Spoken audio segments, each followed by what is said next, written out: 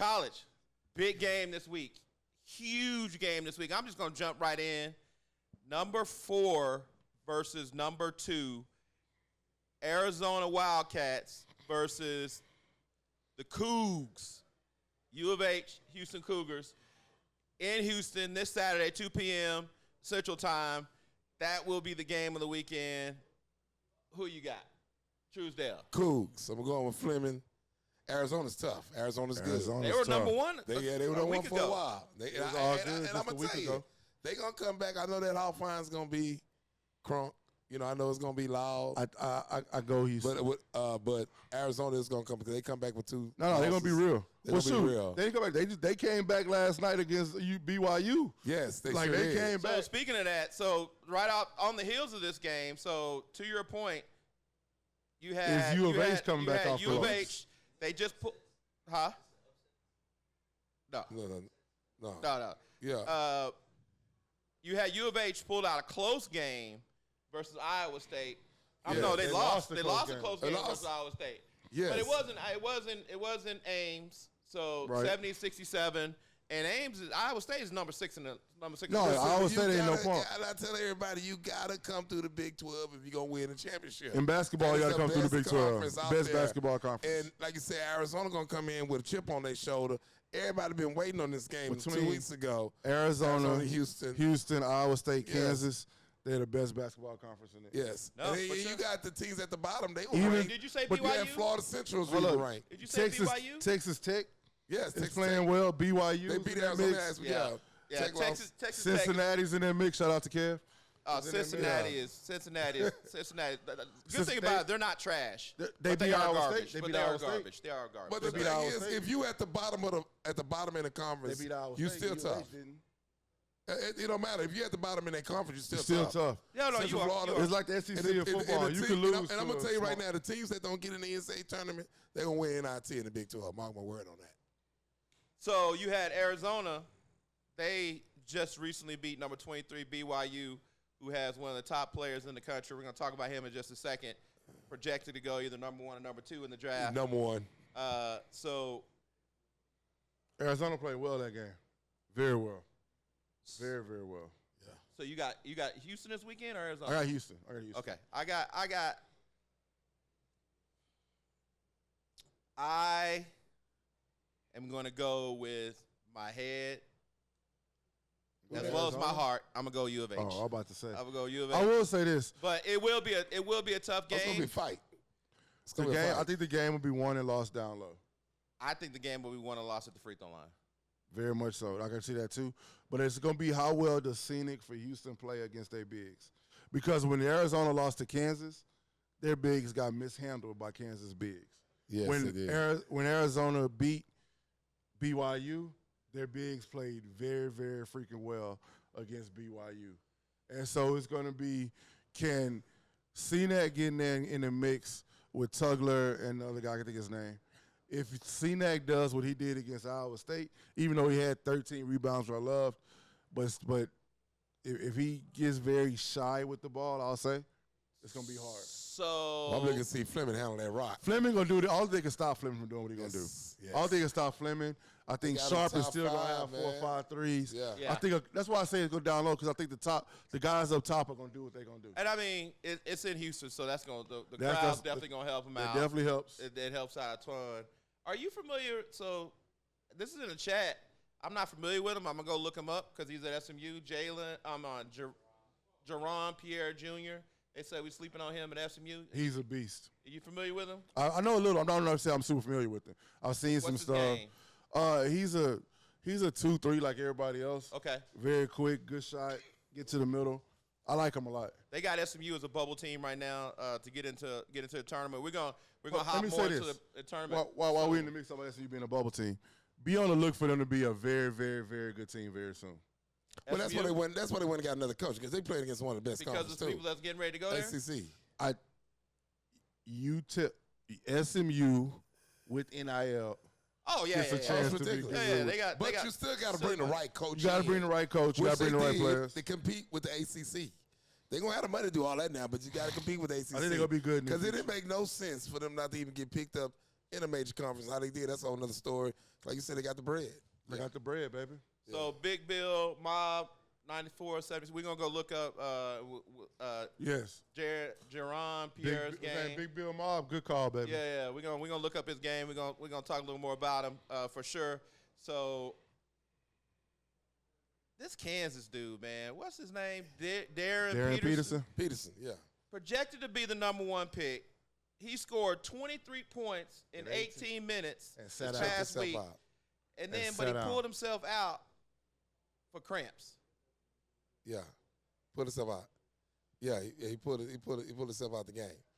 So because he got cramps. I'm gonna say this. He didn't have cramps. It wasn't that time. Did you read what Self said? What did he say? After the game, he was like, "This is not the first time this happened. This is something we got to. This happened. It was something we got. I'm gonna say this, guys. Go ahead. I'm gonna say this, and I want to look right at the camera and say this. This guy is messing it up for the future players. No, you're not. And I can understand why a lot of coaches upset about paying these kids, which they deserve to get paid now. Don't get me wrong. Who's influenced this kid? You playing for one of the best college coaches in America. Best programs. Historical program. Blue blood. And you're not, who is the problem with these kids? Because these kids come in already with agents, financial advisors, which I'm in the business and all that. But but some of these kids get bad advice. Who is this kid listening to and what's going on? Because he's not going to be a #1 pick. Them GMs going to get together. It's just like football. Agree with that. All that different stuff. This kid from BYU will definitely move up before him. Because all this stuff going on and he's sitting out, man, he going to quit and get in the league. That's not true. Watch. Go ahead, Miles. What you got? So here's my thing. One, I'm not defending what he's doing. I think what he's doing You can't defend that BS. But it's about to sound like you check out. You got 23 points, and you check yourself out the game. I can't defend that. Ain't no way in the world you're going to play for me. No, so here's... Like Jason Williams said and Pick Perk said, on ESPN, they ain't no way in the world going to be no... I agree. I think they should just sit him down and say, go on and get ready for the draft. And leave us alone. Nice to have you. Give me my money back. And that's Get his money back. That's the issue, That's why I say, good luck to you. Get my jersey. Get my money back. Move on. So but at the end of the day, he gets to Chicago for that combine. I'm telling you, it's going to be some problems. So different than football. I think it's different than football. And I'm going to tell you. If you half-ass playing, Miles. Let me tell you the difference in football. In football, you have to play 3 years regardless. You can't half-ass 3 years. You'll be not on anybody's team. Okay. In basketball, a lot of players know, even if you look before NIL and all that stuff, all I got to do is go to school for a semester, do what I got to do. I'm done in January, and I'm done with school. And How many guys checked out in the first half? 23 points. Listen what I'm saying. Exactly. No, in football, you got to do 3 years. You can't do 3. Yeah. I got you. You got to have one good year. But you can red shirt and get 2 years. You out. Listen, like Michael Vick did. Listen, you're 100% correct. But you got to work through your red shirt. You got to have one good year, but you got to play all 3. In basketball. Or you got to be eligible. If you don't have. No, here's what I'm saying. So if you say what he's saying is you got to be 3 years out of high school. Yeah, that's what I'm saying. I'm not saying you got to play great 3 years. You got to be 3 years out of high school on the team for 3 years. So if you fuck off, if you mess off your first year, go home. Right? You know what I'm saying? So we need to get you some mouthwash. I agree. It's a cigar. You know my mother looking at the show. It's my mom's watching this show. Hey, Mama. Goodness gracious. Mama Dallas Melvin, I apologize. So listen, Mama Truesdale too. Mama Truesdale, I apologize as well. I apologize as well. So what I'm saying is, he doesn't. I think the thing is he doesn't want to play college basketball. He does. No, listen. Hold on. I'm saying what you're saying. Hold on. Listen. Let me finish my statement. I don't think he wants to play. I think he's going about it the wrong way. Totally the wrong way. Yes. I don't think he's a head case for the league because he does want to play NBA basketball. So therefore, the two things are not as equal, and I don't think the GMs see it as equal. Now, having said that, should he be picked #1 overall because of the stuff? Probably not. But most of the time, if that team is the #1 pick on a regular basis, i.e. Sacramento, right? Let's say it's Sacramento. Let's say it's New Orleans, who are constantly in the top 2, 3, 4 picks every year. Utah got Danny Ainge. It's different. Utah going after that boy BYU. They're going to find a way. Plus they got Jared Jackson too. Yeah, but they going to find a way. But their GM is Danny Ainge, and they DJ. Yeah, the kid out of has been in BYU. Utah They're going to for find the a way to last get 10 him. years. Yeah. Because the owner did his NILs. Right. And he's alum at BYU. Absolutely. So the thing is, they're usually constantly in that position, Right. Because they either make bad picks or make bad decisions. Also, if it's the talent, then you're going to take a chance on the talent regardless of what happened in college. You're going to say, okay, him and Bill Self didn't work. That doesn't mean I can't get it to work over here because it's a different situation. But it ain't self. I agree with you. But what I'm saying is, but I want to ask you this, Miles. How you don't want to play college basketball? It's fun. You already you got a big time insurance policy. I'm sure you And got you get that. a check. And you get a check. I And you understand talking that. about, come on, that's some because BS. some people feel they just ready to go to the league. Ben Simmons was the same way. He said, I didn't want to play college. Matter of fact, How many years he played in the league? he played a lot of great years. That's a whole different ballgame. Yeah, okay. That's a different ballgame. I think this kid gonna fall right in that same I trap. don't think so. But I think the difference is, there was a kid that I had that's from right here in Houston. He played at Madison, played in high school here in Houston. He went to a big college, played for a great coach, and got the coach fired because he said, I didn't come here to stay here and play ball. And on top of that, he said, Tommy Griffin, he had bad advice. and I didn't come here to run your system. I came here to shoot the ball a lot. He told him that in the timeout. He told that to the dude in the timeout. Who said that? This particular player. Particular player told And him ruined his career. in A the good timeout. kid. Ruined the coach's career. Yeah. Like I can't. What coach was it? Jeff Capel. Oh, okay, yeah. I know. He said I didn't, and I'm only here to get drafted, right? And it was 3 guys they had that year that was in line with that, right? It was, I don't say their names, but that happened. A lot of guys don't want to play. But some kids are not going. That particular situation, he wasn't a one and done guy. Was he 3? Yeah. A chance of 2? Yeah. He But felt not he one. was one and done, though. And it depends the system he could have been in. He could have been one He and felt done. he was one and done. Yeah. That's all that matters, what you feel and what you put out. A lot of these guys, like, I'm trying to get to the league. I don't want to do this. I don't feel like I have to go to college to play in the NBA. But Miles, all I'm saying is this. I'm not saying he's right. He looked at the All coach, I'm saying is this. Let me out. I agree with you. I'm like, As God, Bill, if I was have Bill, fun. if I'm Bill Self, you're Right. not playing for me no more. Now, if I'm the NBA GM, they might look at this as a soul separate situation and be like, I'm willing to take a chance because of the talent. Here's my and thing. that's the bottom line. Here's my question, though. If you need a guard, a point guard in the league right now is 6'6", there's not another guy they're going to take over that dude. Here's my question, though. Because he going to quit on you. What good is Here's he my going to do? question. Here's my I question. don't think they believe he's going to quit. It may be a totally separate situation, but how you deal with adversity is how you deal with adversity. It's not adversity he's dealing with. It's not like he's going there and saying. Let me finish. How you deal with adversity is how you deal with adversity. How you deal with good times is how you deal with good times. How you deal with stuff you like is how you deal with stuff you like. How you deal with stuff you don't like is how you deal with stuff you don't like. So obviously, he don't really like what's going on because he's being forced to do it. Well, guess what? When you get in the NBA, you getting that check, you're going to be forced to do some stuff that you might not like. I agree. And so he going to get an attitude and pull himself out the game. Maybe not. And all that stuff and say, oh, it's that time of the month. Like come on. And see, Miles, you got to realize, you forget. I'll give you a prime These kids today are different. They These different. parents are, So I'll give you a it's the prime example. parents. I'll give you an example. But it's the parents, though, Kawhi man. Leonard pulled this stunt in San Antonio. It didn't stop Toronto from going to get him. It didn't stop the Clippers from going to get him. Scottie Pippen did it. And it didn't stop Portland from going to Okay. get him. It didn't stop the Yeah, Rockets but from going. not like no. this. Nah, So what this I'm too- saying is, this too people early. have fine, say what you want, but people who need talent are willing to take a chance on talent. I understand what you're saying, but And so therefore, it's not going to change where he gets drafted. Okay. It may change how he pans out in the league, but if they need talent, they go and get talent. Miles, today is so different. And everybody always say these kids different. Let me ask you it ain't this. the kids. Hold up, it's the parents. And you don't know. Yes. Hold up. I agree, it's the parents. I said earlier today. Let me break it down to y'all guys.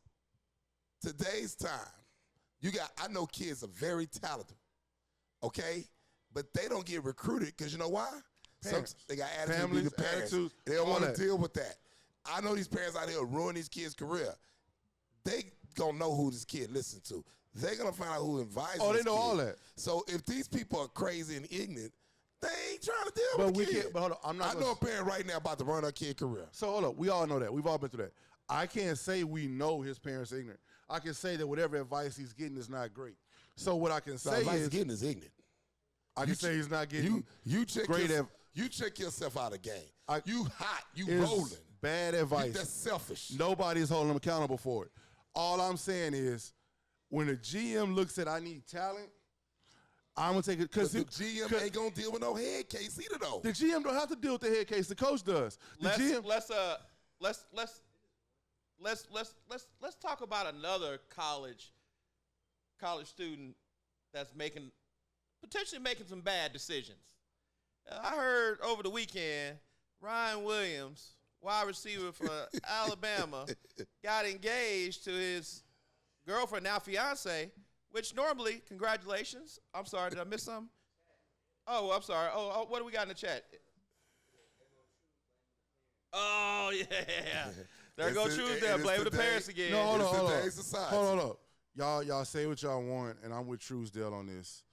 A lot of parents who hold on to their salvation out of their situation, Yes, sir.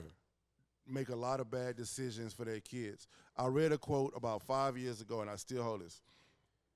Uncoachable children become unemployable adults. And a lot of these parents are giving too much power to their kid way too early on and no accountability. I've seen it. And they think they can run everything. If this show was 3 hours long, I could name you a whole list of kids. Yes.